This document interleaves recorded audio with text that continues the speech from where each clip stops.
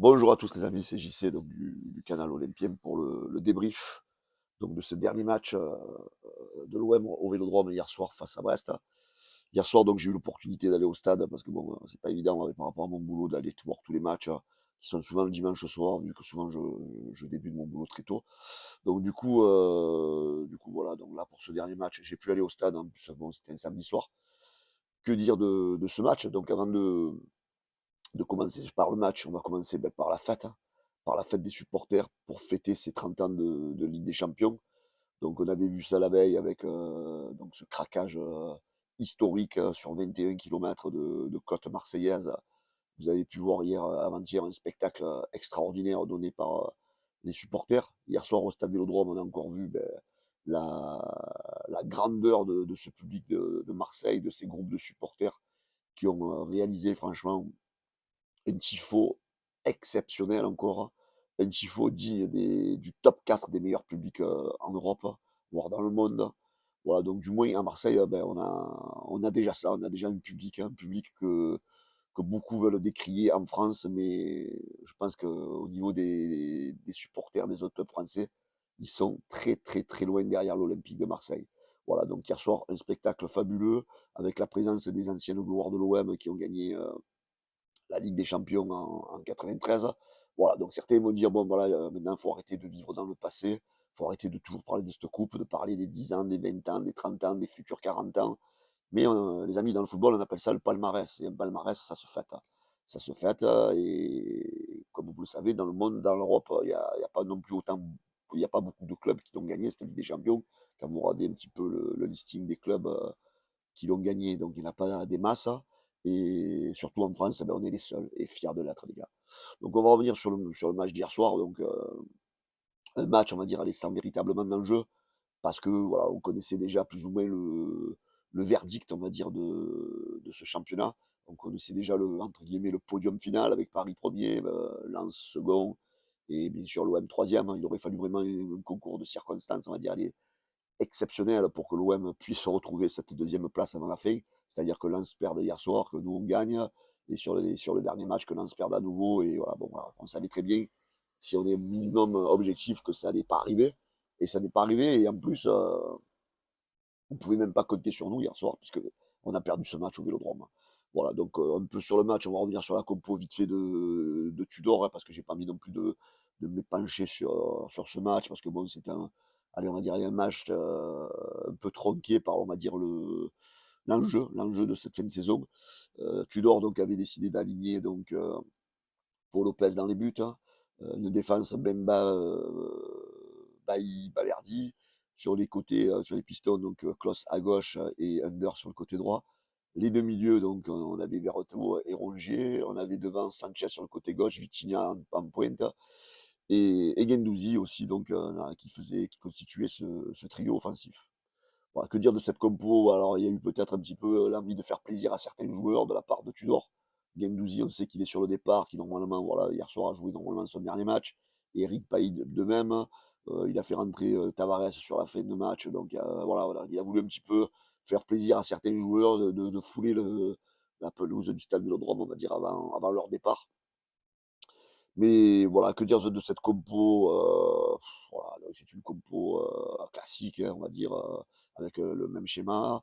Le match, voilà, ce que je regrette, c'est que hier soir, les joueurs, vous auriez pu vous donner un peu plus. Vous auriez pu vous donner un peu plus, du moins, même si la saison était bouclée, l'enjeu n'y était pas, mais gagner ce match au moins pour tous ces supporters qui sont venus, qui ont fait un craquage la veille, qui sont venus hier soir encore en nombre, qui ont fait un spectacle fabuleux, dans les tribunes. Parce que hier soir, le spectacle, malheureusement, il était que dans les tribunes.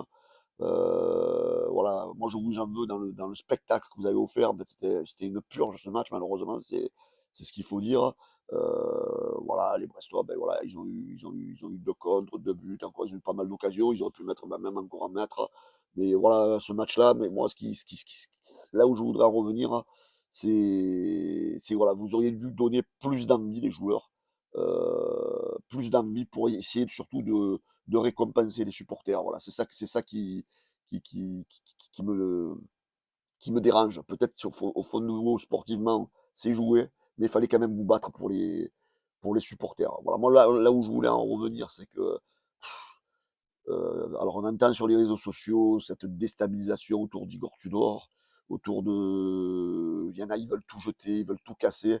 Mais moi, c'est pas ce que j'ai ressenti au Stade Vélodrome, les amis, là, pour tous ceux qui veulent un peu toujours saccader l'Olympique de Marseille, là, il faudrait aller un peu peut-être au stade, parce que c'est pas ce qu'on ressent au stade. Moi, Igor Tudor, hier soir, je l'ai pas vu se faire siffler. Les supporters de l'Olympique de Marseille ne l'ont pas sifflé. C'est pour ça, quand je dis que c'est souvent, hem, un mal des réseaux sociaux, hein. Vous avez des gens qui vont jamais au stade et qui se permettent de tout détruire, de tout de tout casser, de tout vouloir tout mettre à la poubelle du côté de l'Olympique de Marseille. C'est sûr que la saison n'a pas été parfaite, mais il faut pas tout jeter. Il faut pas tout jeter. Faut pas oublier l'OM, comment l'OM a repris cette saison 2022-2023 avec un coach qui se casse au dernier moment, avec un nouveau coach qui arrive, avec un effectif qui n'est pas forcément le sien.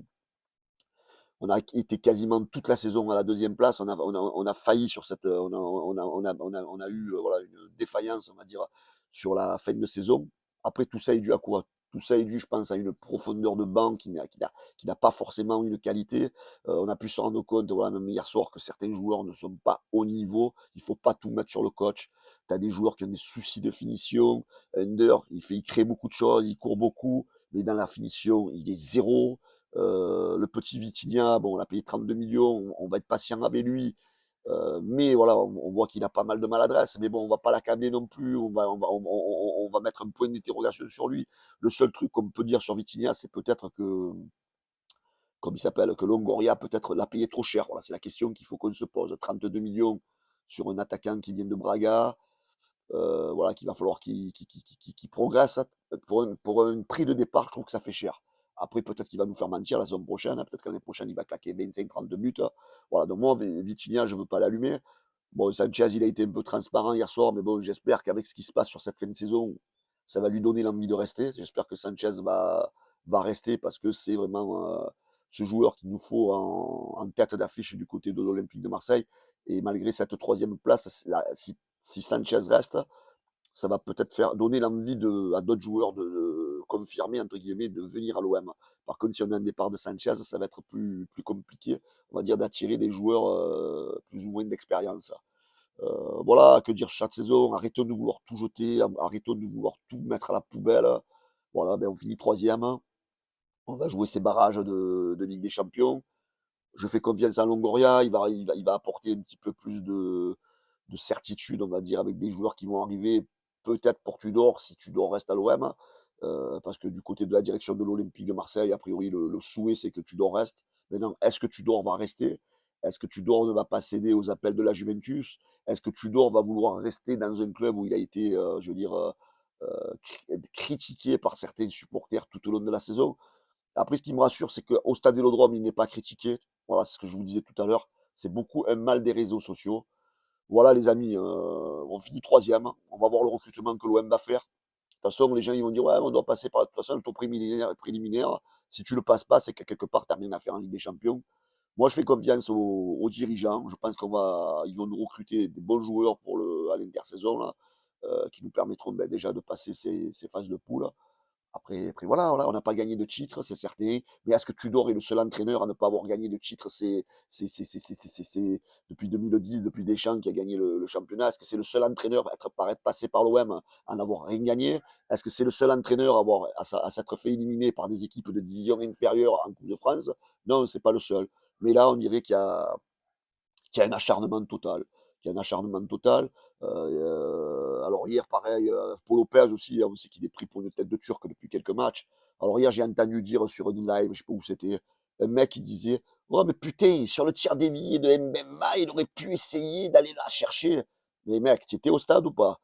Sans déconner, faut arrêter de dire des conneries comme ça. Le mec, il y a une frappe, Mbemba il le dévie, il est complètement pris à contre-pied. Tu mets n'importe quel gardien à ce moment-là dans les buts, une fois que tu es parti d'un côté, tu peux pas revenir de l'autre côté pour aller la chercher. À un moment donné, ici, le vrai football, le football professionnel, les gars, c'est pas la PlayStation, c'est pas ce que vous voulez. À un moment donné, il faut aller au stade et il faut voir les joueurs. D'accord? Il faut voir les joueurs. Même Balerdi qui a été conspué aussi pas mal de temps, toute la saison. Eh ben, hier soir, ça n'a pas été le plus dégueulasse en défense. Balerdi, il a fait son match, je suis désolé. Voilà, ah donc arrêtons de mettre sans arrêt, cette pression qui vient des réseaux sociaux sur l'Olympique de Marseille, de vouloir déstabiliser.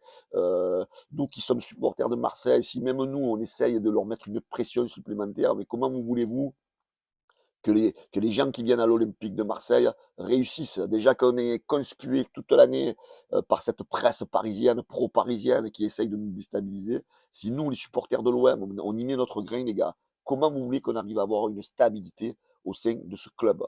Voilà. Les amis, malgré tout, même s'il y a pas de titre, eh beh, il faut qu'on soit fiers de notre équipe. On est des supporters de l'Olympique de Marseille. D'ailleurs, bravo à tous ces supporters qui, toute la saison, ont fait un spectacle immense. Voilà, cette année, il va falloir juste améliorer le niveau de l'équipe, recruter un ou 2 joueurs offensifs qui soient tueurs devant, recruter, un bon numéro 10. Bon, on aura le retour de Amin Harit ou Naï qui vont revenir. Je pense qu'il faut recruter 2 vrais pistons qui soient, des vrais titulaires. Je critique pas Claus, hein, mais bon, Claus, il est souvent, il fait le plus dur et il va rater le dernier geste, le dernier centre, la dernière passe qui pourrait faire cette différence. Voilà. Moi, je suis pas catastrophique, catastrophé. Voilà, on est frustré, c'est une saison frustrante, fatigante. L'essentiel, c'est qu'on est encore en route pour essayer de faire cette prochaine Ligue des Champions. Et voilà, les gars, soyons Marseillais, soyons supporters de l'Olympique de Marseille, dans les bons et dans les mauvais moments. Voilà, les amis, bonne journée à tous. Et voilà, et bon week-end. Ciao, les gars.